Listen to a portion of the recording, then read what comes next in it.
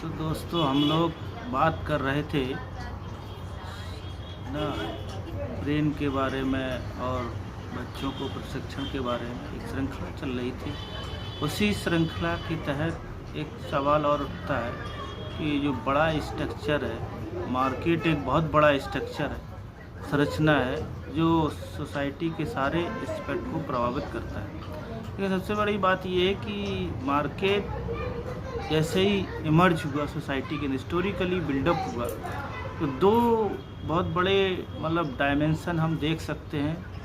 एक समाज से बाहर का, जिसे हम कह सकते हैं नेचर, प्रकृति, वातावरण। दूसरा मार्केट यानी कि बाज़ार। अगर हम आज कहें कि धरती पे प्रकृति जैसा कोई रहा नहीं, मीन्स मतलब ये रहा कि हर जगह मार्केट है। कोई भी ज़मीन अब खाली नहीं, किसी किसी के नाम है, किसी व्यक्ति के नाम है, किसी देश के नाम है, सब प्रॉपर्टी के रूप में यानी कि बाज़ार के रूप में कब्जा हो चुका। प्रकृति जैसा सिस्टम अब धरती पर नहीं बचा।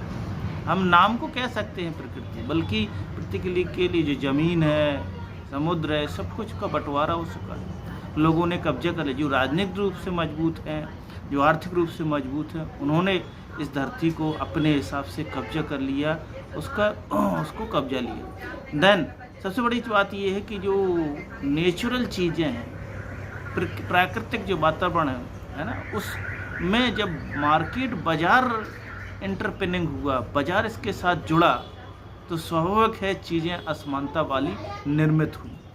हालांकि बहुत सारे थिंकर एक अपने व्यू रखते हैं असमानता का, कॉज अपना रखते हैं, लेकिन प्रकृति के अंदर, प्रकृति के जो नेचुरल एनवायरनमेंट है, जिसमें सारे लोगों के साथ है ना नेचुरल रूप से रह रहे थे, जब बाज़ार उस तरह से हावी नहीं था, तो कह सकते हैं उस समय समाज में व्यक्तियों के बीच समानता थी।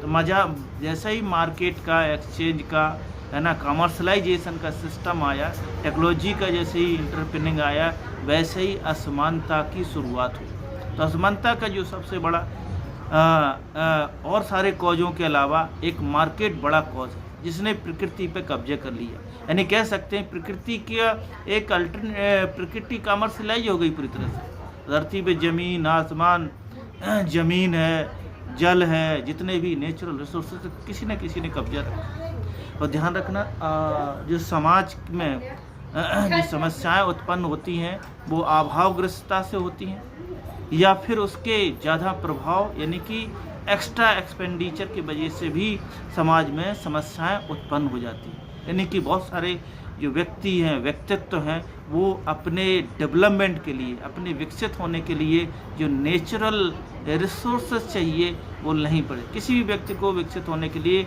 उसका नेचुरल होना, स्वाभाविक होना, मार्केट से बाहर होना एक नेसेसरी आवश्यकता, जो मूलभूत आधार प्रदान करते हैं। ध्यान रखना, इसलिए जो बाज़ार का एक्सपेंशन हुआ, उसने असमानता पैदा किया, जिसके वजह से समाज में बहुत सारे व्यक्तित्व जो है अभावग्रस्तता की वजह से वो अपनी इफ़िशियंसी पे नहीं पहुंच पा रहे। तो अर्थ का कहीं प्रभाव भी खतरनाक होता है और अभाव दोनों तरह से खतरनाक होता है किसी बच्चे के व्यक्तित्व के डेवलपमेंट। इसलिए नेचुरल एनवायरनमेंट की अब हम लोग आशा भी नहीं कर सकते, क्योंकि पूरी तरह से मार्केट से हम कैप्चर है। तो जो भी संसाधन है, जो भी चीज़ें हैं, वो सब मार्केट के थ्रू मिलेगी। वो मार्केट कैप्चर है आर्थिक स्ट्रक्चर के थ्रू, समाज के ढांचे के थ्रू, कल्चर के थ्रू निर्मित किया गया, और ये बहुत सारी हिस्टोरिकल असमानताएं उसके साथ भी जुड़ी हों, जो सस्टेन कर रही हैं समय के साथ। तो दोस्तों, इसी क्रम में हम